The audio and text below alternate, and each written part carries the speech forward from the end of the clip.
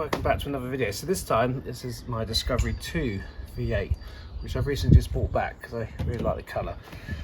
So I'm working around a list of jobs. One of them is a front wheel bearing. But what this video is going to be about is the front shock turrets. So many of you recognise these. What happens is they delaminate around the bottom of the turret, and believe it or not, they're not an MOT failure. Surprisingly, I've seen them much worse than this. But you can buy replacement standard turrets, but they seem to be horrendously expensive. Or there's a company that make reinforced standard height turrets like this one here, and they were about £120 off of eBay for two. I can put them in the description if you're interested. And while I'm there, I'm also going to fit a Terra Firma standard height shock absorber because I've got them to go on the back as well. So I'm just going to go through this with you today. Alright, so first of all, we're going to get a top, because this side, it's the driver's side, it's a little bit congested at the top because of the water, what's it called, headed expansion tank is there. But there is enough room. This is a V8, so I've got a little bit more room than you guys with the TD5, but it's still doable. And then we've got two bolts that go through the bottom of the shock. Now these are going to be quite corroded, so I'd recommend ordering new bolts for these, and I'll show you the part number for those in a minute. Anyway, so let's get started. So I'm going to take the wheel off, make sure it's secure, undo these four nuts that go through this turret, and okay.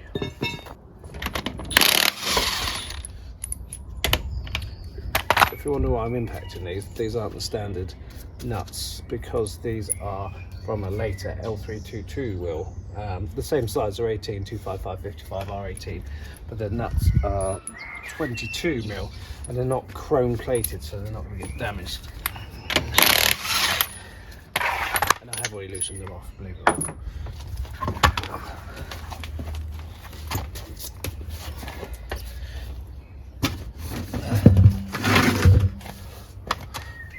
Okay, right. So these are the four nuts. I was on about two at the front, and there's one in this corner just behind, which you can see from the top, and one just behind this side as well. So what we're going to do, wire wheel these off so the threads are nice and clean, and then let's give them a good spray of WD-40. Now the two bolts I was talking about at the bottom are down here. They are meant to be 13mm, so they might be a little bit corroded, so you might have to whack a 12mm on, which is what I had to do the other side. And the threads come through the bottom, so make sure you give them a good spray up as well. Okay, so when you come to undo these nuts, they can look very corroded, but these tend to come off quite well. I don't want to jinx it, so what I do is I start to loosen it, and then I'll turn it back the other way slightly, just to get it started, and then off it comes. So cleaning the thread up with a wire wheel does help, saves it all binding up. But if you find it's getting tight, just back it off, swap it round if you're going to use the ratchet, and you'll notice at the top here it will be full of crud or corrosion where you've wound the thread up. So just clear that off, and then you'll find it will come off easy. Otherwise you're going to be binding yourself up against the thread, and that's not just for this job. You should do that for pretty much every job, and you'll find it's less likely to shear the bolts off. You can replace these, but you do have to take the spring out to take the clamp out from under here, which I'm not going to do. The springs are actually in good condition. I'll probably just clean them up and then paint them. Okay, so the two at the back we can get from the top, which I'll show you. Okay, so that's all the bolts undone. These are the two that sit down at the bottom of the shock, and you can see why I say replace them, because they're nasty. They shouldn't be too hard to get out because they're only torqued up to 35 newton meters, but JGS sell the replacement bolts, as you can see, so you're going to need two per side. If you're going to buy these turrets that I've got here, they obviously come with new bolts at the top and nuts on this one. If you're going for the original one, I believe the bolts aren't any longer available, so you just have to hope that they're not too seized or rounded off. So these nuts here for the top one, you can drop a long extension down from the top, and because one of them was so corroded, I had to bash a bit cowboyish, but I had to bash a 12mm multi-spline socket on it to get it undone, because a 13mm it was just slipping. So if you have to do that, don't worry about it. You will need to replace these nuts though. I'll put in the link what I use to replace them with, and then that should be loose. If you've got ACE, the ACE bracket for the pipes sits just behind on the two studs at the back, so you just have to pry it off and push it out of the way. If your ACE pipes are looking worse for wear, be careful because they could start to leak. Alright, so the next step is to get the turret and the shock out the window.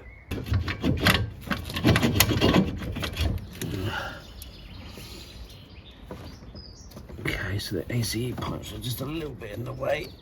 Oh.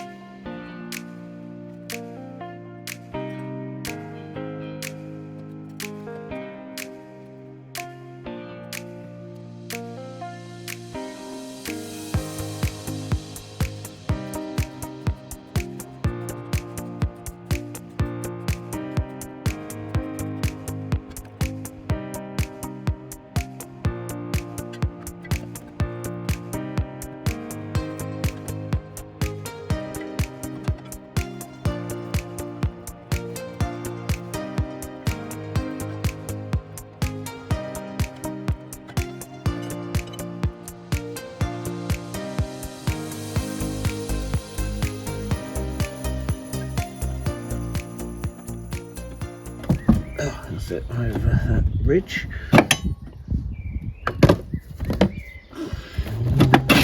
Right, there we are. One turret.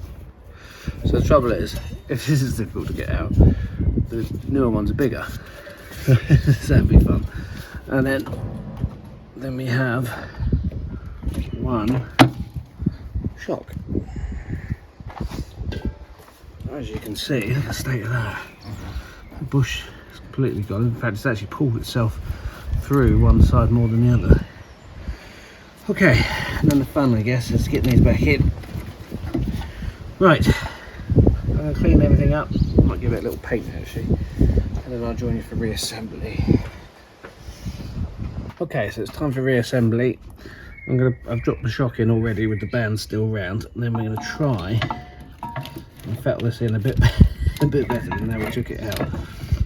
Bearing in mind this shock's a bit stiffer, so it's going to be quite hard to push down, but we'll make it work. Right, I'm going to fast forward this.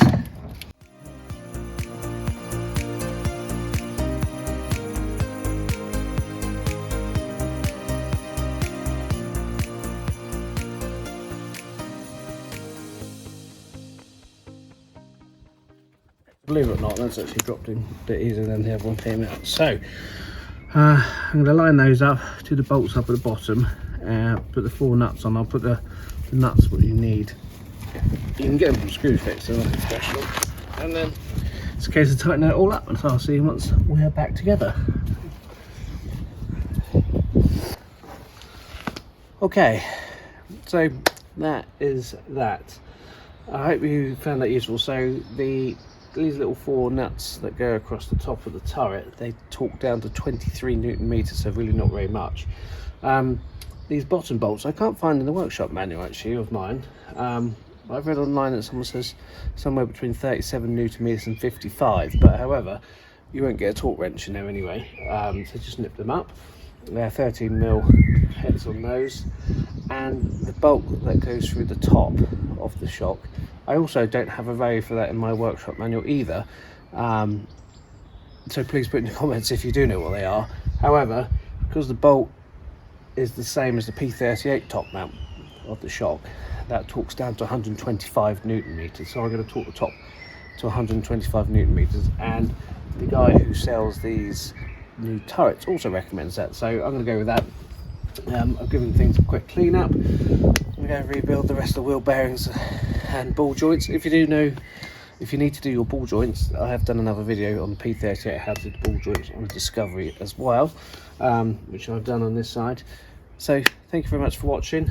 I'll put in a link for these new turrets. I don't think they're ever going to rust out, and remember, this is what they look like when they start delaminating.